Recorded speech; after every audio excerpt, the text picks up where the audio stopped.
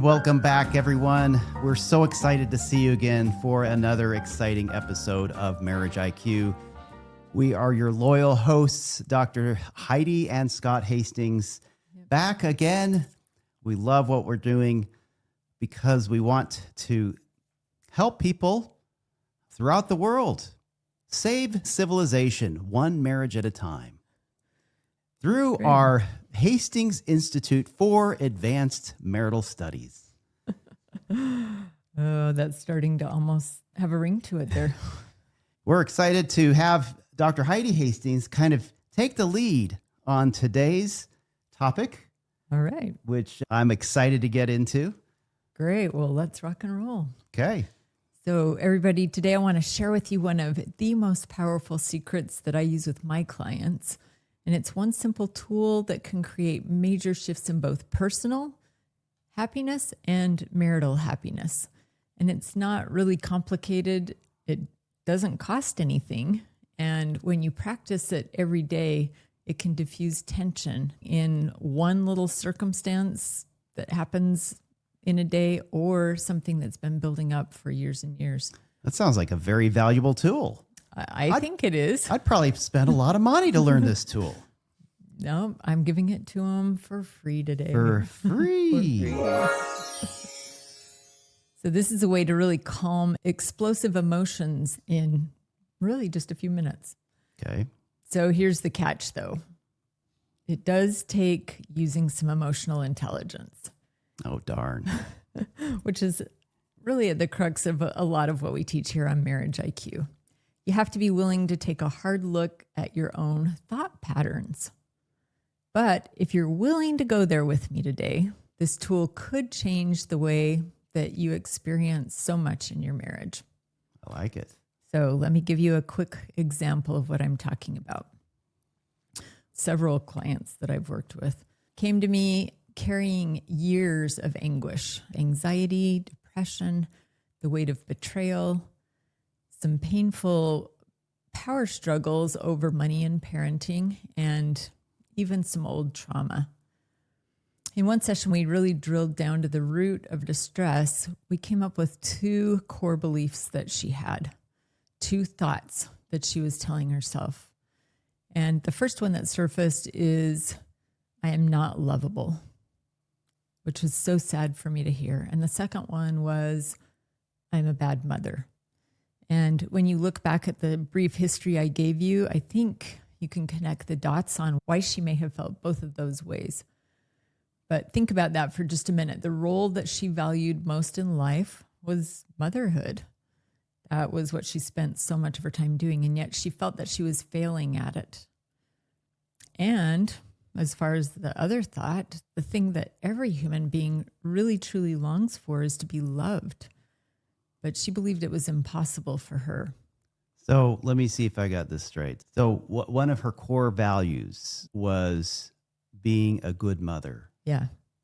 And because that's a core value, it's any kind of a challenge to that value is met with pretty significant reactivity because, again, It's a core value, right? That's right. And so now she feels like because of all these experiences of some issues of being a mother, she feels like she's a bad mother. Right. That's really sad. Yeah, it is super sad. And, the same with feeling like she's unlovable with maybe the previous trauma, with difficulties with fidelity in her marriage and other communication difficulties that became evidence to her that that's true, that she is unlovable. With those thoughts really running the show, no wonder that she had so much anguish and was suffering so deeply. So let's pivot here and explore the emotions that have been described by her and others of my clients with similar experiences. Okay. Sadness and grief, a sense of loss over never feeling like she was accepted or cherished. She had fear and anxiety, worrying about abandonment, feeling about being rejected or alone. She had shame and this deep sense of defectiveness or unworthiness. She had anger and resentment toward her husband for her perception of him not loving her enough, and hopelessness, the belief that she will never be loved by her husband fully, and then emotional numbness eventually. That emotion is shutting down emotionally so you don't feel all of that pain. Okay, so what actions or behaviors then follow the emotions that we feel? Well, in this specific case, and I'm just going to make a conglomerate of this with some other clients as well, you might pull away emotionally. You might avoid intimacy and spend a lot less time together because it's just really painful. You might become clingy or seek constant validation and reassurance. Or you might be jealous or possessive out of fear of abandonment. You might be constantly critical and angry with just lashing out whenever you feel that your needs are being unmet, because that confirms the original thought of being unlovable. Okay. Or again, you might numb out in avoidance with things like scrolling on your phone, shopping, substance use, distractions, or even other kinds of addictions, gaming, different things like that, to avoid sitting with the shame that came from the thoughts. So what makes a difference then? Why do some people react with anger? Other people just tune out. Other people create just different behaviors, different to the same core fundamental shame. Right. Do you know why that is? Or? Well, typically in my experience, they exhibit a lot of these behaviors, not just one. So they may exhibit all of them. There may be times that they're lashing out. There may be times that they're numbing out. There may be times that they isolate themselves because of the shame. It sounds to me that maybe there's some learned behaviors in childhood and it's possible. Some of it personality traits that came with that could be, or with them. A lot of it could also be trauma responses. Yeah. Could be what they've seen their own family of origin It was kind do. of modeled for them. Mm-hmm.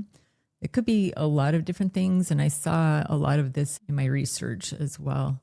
But the big thing that I want us to focus on today is this is how distorted thoughts ripple into marriage. Okay. You may be able to connect some dots already, but we're going to talk a little more later about specifically how the thoughts actually manifest the opposite of what we're trying to accomplish. So, but aren't these thoughts, if you're saying there might be distorted, but isn't there some truth behind some of them sometimes? Are they always distorted? Well, in my experience in working with clients with this, there is maybe an element of truth, but there is a more true way to look at this. Okay, maybe magnified under a very heavy lens. So today, we'll come back to that story in a little bit, but I want to talk about the tool that helped her begin to change some of the most painful parts of her marriage. And that is cognitive behavioral therapy, or CBT. And we've talked about this a little bit in some other episodes, but I want to look at it from a little bit different viewpoint today. Okay. So CBT was pioneered by a psychiatrist named Aaron Beck in the 1960s. And he noticed with his clients and patients that depressed patients were having these streams of negative thoughts that they just ruminated in, that they couldn't get out of. And these negative thoughts had to do with how they saw themselves, the world, and the future. The model that he came up is what he called the cognitive triad. So his discovery was really simple but profound. If you change your thoughts, your emotions and your behaviors begin to change too. Okay, I can go with that. However, a lot of people say that if you change your behavior, then that can also change your thoughts. Yeah, that's true. It comes different ways. Some theorists think it starts with behavior. Some people think it starts with thoughts. So you're saying, and he's saying, that this is really all start with this thought process, our beliefs, right? Mm-hmm. Our cognition about whatever experience we had, whatever circumstance just happened. Okay. So here's how it plays out in marriage. And we'll use the example that I just shared a moment ago. If you think I'm unlovable, again, the emotions follow: sadness, shame, fear, embarrassment, hopelessness. And then those emotions lead to behaviors like withdrawing from your spouse, isolating, becoming clingy, jealous, lashing out in anger, or numbing out with distractions. The thought sets off a chain reaction, Okay. reinforcing the belief that you just started with. But CBT gives us a way out. It helps you catch those distorted thoughts, which most of us don't even have any clue that we have, challenge them, and then replace them with truer, more balanced ones so that you can feel better and respond to your spouse in healthier, more connecting ways. So it's like an interruption. What I believe to be true is my truth. Yeah. Until we look at it a different way. So in other words, I have to be amazingly humble and say it could be wrong. Well, or just through a little help of this tool, have another way to look at it. I think it's important. You talked about this tool is very simple, but it requires emotional intelligence in the beginning. Yes, and humility. You're right. I think that one of the first steps to emotional intelligence is humility, asking myself, am I wrong? The story that I'm telling myself, Yeah.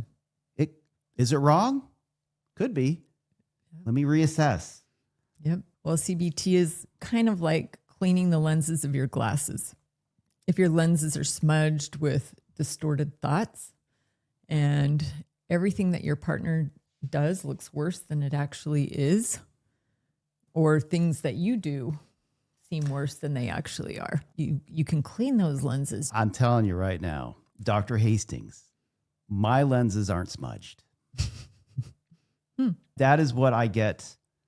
That's For most people. From most people, myself too. I'm throwing myself in there. We think our truth My is lenses absolute. aren't smudged, Dr. Hastings. Yeah. It's got to be someone else's lens. Yep. Who is smudged? Somebody else is wrong. Somebody else is distorted in their thinking. That is true. But here on Marriage IQ, we always start by looking at ourselves because we can't think I've control heard that before. anyone else. We can only control ourselves. Clean those lenses, and Intelligent suddenly spouse. you see your spouse and your marriage a little bit more clearly. Brilliant deduction. Yep. CBT is shown to be just as effective as antidepressants in the short term. I agree. Yes, the studies do support what you just said. Yeah, there are dozens of studies that show that, but then also show CBT, or looking at our thoughts, is actually more effective than antidepressants in the long term. I agree. So We both agree on this. yep. It must be right. It doesn't just numb the pain like an antidepressant might for a while, but it actually helps you rewrite the story that you've been telling yourself. And that is what brings relief. Dr. Hastings, though, if I rewrite my story, that's kind of scary because that means I'm saying everything that I thought before is not true. Who am I? I'm not who I thought I was. Well, I have to restructure my life, and that is scary. Like all of my beliefs in the past are now out the window. the negative beliefs, Okay. you're able to just see them a little more clearly. And I don't think it's scary. I think it's actually relieving. Well, I think it can be scary, though. Before you start, I agree with you. It's very relieving, but it can be scary thinking about the possibility of that I'm wrong a lot. today we're going to take one of my favorite resources. David Burns is a medical doctor, and he wrote the book called When Panic Attacks. And we're going to apply his spin on CBT directly to the challenges that we face in marriage. So if you are ready to clean up some thought patterns and lower the temperature in your relationship and bring more joy into your marriage, let's dive in. Let's do it. Okay. When an upsetting event happens, at that very moment, we're suffering. We try to work out that problem in our head. We usually don't write it down immediately or talk to somebody else about it immediately, but we start creating a narrative that goes around and around in circles because of our negative thoughts and our emotions, which are so convincing. Okay. So Dr. Burns has helped us identify 10 thought distortions that most of us automatically go to, and most of us have one or two that are favorites, and we don't even realize it in that moment of distress. Okay. Like going in a house of mirrors at a circus or a fair. The images are distorted, but it's so far from reality, it makes it a little fun. In our daily interactions in marriage, it's not that fun. It actually can be quite painful. And I guess if you're in a house of mirrors at a circus and you know yourself, you're in a house of mirrors. Yeah. In this case, you don't know it. Yeah. So that's what we're trying to show is this might be your house of mirrors. I have my own house of mirrors that distorts my thought patterns. Got mine. Yeah. We were talking about a few right before we started, and this is reality for everyone. So the first one is all or nothing thinking. And this distorted thought pattern, you think in absolute black and white, and there's no room for anything in between. So one example might be if we fight, our marriage is broken and we're going to end up divorced. It's just either we have a great marriage or we have a terrible marriage, and there's nothing in between. I can see where this could happen in people with borderline personality and histrionic personality disorder. But it also happens in you and I. Yes. I can see similarities there. Yep. The second one is overgeneralization. And with this distorted thought pattern, we view a negative event as a never-ending pattern of defeat. Like, you never help around the house. If I ask you to do something and you don't do it, it changes to you always or you never. And I have to do everything myself because you never do anything. So is that really true? No. Yeah, that kind of goes back to our bias episode too. These biases that we come into a relationship with. Another example might be something like, you're never in the mood. You don't want me anymore. Our sex life is doomed to be terrible for the rest of my life. So that and all or nothing are quite wishy-washy as far as the lines. They're very similar. Catastrophic thinking. Yep, absolutely. Kind of goes along with that. Right. The third one is jumping to conclusions. So this is done in two specific ways. First is mind reading. We try to read our partner's mind, and in doing so, we assume that they're reacting negatively to whatever it was that just happened. Like, if I were to say, can we talk about finances tonight? And you go, ugh, I might read his mind thinking he thinks I'm irresponsible with finances. Don't forget the eye roll. That's important. But it is interpreting the reaction of someone else in a way that's reading their mind. And it might be that he was just reading something on his phone about politics and side with that. But Dr. Hastings, my love, we've been married for almost 30 years. Don't you think I know you by now? Nope. Not enough to read my mind. So the answer to that, people, is no. 30, 60, 10, 5, 2 months. You do not know your spouse. Sorry. Don't read their mind. Don't read their mind. Ask questions instead. Please. You could say, what was that sigh about? Another way we do this is fortune telling, where we predict things are going to turn out badly. For example, if I text Scott while he's at work and he doesn't respond to me for several hours, I might tell myself something like, his work is more important than me, or he's ignoring me. He's probably just so upset with whatever I did this morning that our marriage is in jeopardy. So that fortune telling, just taking it all the way. Or it could just be that I'm really busy at work. I mean, that's a thought. Could be both. But sometimes we have these thought patterns Yes. without really thinking through what reality might be. Yep. You are right. All right. The next one is mental filter, where we dwell on the negative and we ignore the positives. And we do this about ourselves sometimes, and we do it about our spouse sometimes, where all I can think of is the things that I do wrong or bad, or I'm not good enough, especially, if that's that narrative that we've written a lot. We just don't even see the positive things going on. So, for example, if Scott said 5 compliments to me during the day, really wonderful things about me, and then he also made one a little bit critical comment, but my thoughts turned to, he's always criticizing me. I can't ever do anything right. We are just viewing only the negative and not the positive. And this is what John Gottman says can be one of the most dangerous parts of dragging a marriage to death, is just rewriting everything where all we see is the negative, not the positive. Okay, so the next one is discounting positives. That also might look like where he says, you look really sexy in that dress. And I just say, he just wants sex tonight. That's the only reason that he's saying that. He doesn't really mean it. So we discount things instead of believing what people say to find truth in that.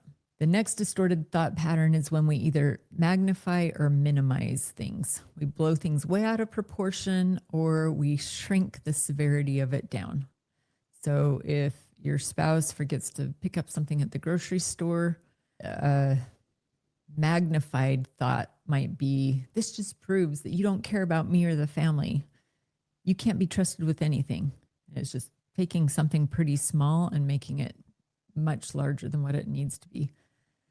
Or when we minimize, and I see this a lot with the clients I work with, infidelity of some sort or compulsive sexual behaviors, where one partner feels like you talking to an old flame on Facebook is breaking those bounds that we have around the fidelity of our marriage. And the one who did that is like, it's not a big deal. I was just talking to somebody on Facebook, or it wasn't a big deal. I was just looking at porn. It wasn't like I was having sex with somebody. So just minimizing what is very hurtful to the other partner and minimizing the impact that it might have on them. The next one is emotional reasoning. And that is going from I feel like, taking the emotion that we feel and projecting it to I must be. So making those feelings into our reality. Okay. I feel really fat or really unattractive or really whatever tonight. So I am ugly, or I am. And because I am that, my spouse must also believe that. Okay. The next one is should statements, or shouldn't, or must, or ought to, or have to, or need to. Okay. When we say those to our partner, telling them what to do all the time. And if we believe this is all the things that they should be doing, and they're not living up to that, then it causes stress in the marriage. But likewise, we can also feel those things about our own selves. I should be doing this. I should be more patient. I should be more loving. I should be, which maybe that's true. But if we use should, it brings shame. Whereas if we just say, I think I'm going to try to do this better. I consider that. Yeah. So this distortion shows up when we place rigid rules on our expectations and on ourselves. Labeling. This is a distorted thought pattern where instead of saying that you or your spouse did something bad, you say you are bad. Instead of saying like your spouse forgot to pay a bill or made a mistake, your distorted thought would be, he's so irresponsible, or he's so immature, or whatever it is. I think the labeling is a two-edged sword. It's a very sharp two-edged sword. I think it's very positive and very negative. The way that it's used, it's not universally good. It's not universally bad. If it's constantly negative, If though, I'm labeled as an addict, that could be helpful. It could be hurtful depending on the context. mm-hmm. But it's not all bad. It's not all good. So when we label, we should be careful that in the context that you're using, it's a negative context, right? Because we're having negative thoughts. Yeah, about because our sometimes partner. labeling can be very good. And I'm gonna have an episode just on labeling someday. Okay. We can talk about that. Okay, thanks for your input on that one. The last common distorted thought pattern is blame. And we can blame ourselves or we can blame others. Either way, when we do it in a way that's not something that we're really totally responsible for, that can be really negative. For example, if your spouse is kind of withdrawn after a hard day, and my distorted thought is, I must have done something really wrong. I'm a terrible wife. That is taking upon myself something that really doesn't belong to me. It might just be that they had a hard day.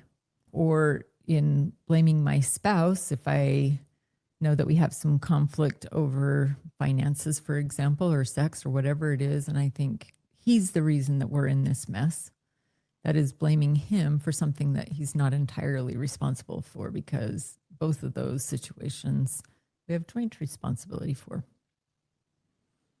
So to wrap up the 10 distorted thought patterns we have, and when I say these again, I'd like you to think of some circumstance that you've had in your life lately that has really caused you some distress, and identify what thoughts you had around that situation and see if they fit in any of these categories.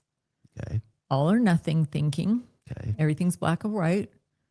Overgeneralization, where we see one negative event. That's number 2. Right? That's number 2, as a never-ending problem and a never-ending pattern.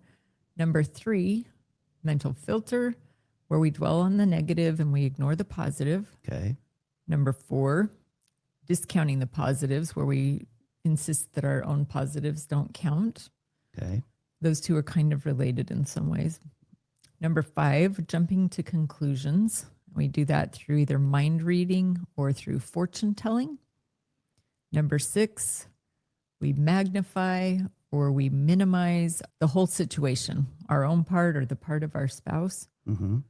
7 is emotional reasoning. I feel this way, so I am this way. Number 8, should statements, which also include shouldn't, can't, don't, must, ought to, have to, anything where we're telling somebody else or ourselves what we have to be doing. We have to do, yeah. Yeah. Number 9 is labeling, where instead of I made a mistake, I say I am a jerk, I'm terrible, I'm horrible, or same with my partner. And then lastly, self-blame or blaming my partner for something that wasn't entirely their own. Okay. Okay. So, well, that's a lot to think about. Look at those as, and maybe you'll pick 2 or 3 where you're like, yep, I do that a lot. Yes, I can pick a few right now that I really struggle with. Okay, I can too. So in part 2, we're going to go a little deeper into this and look at how to actually reframe those thoughts. What happens when we have those thoughts, and then reframing them and create new cycles in our marriage that are just working a lot better.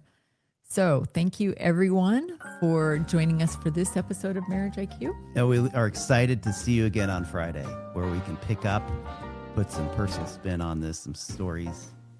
We're excited to see you. Until next time, we'll see you on another exciting episode of Marriage IQ.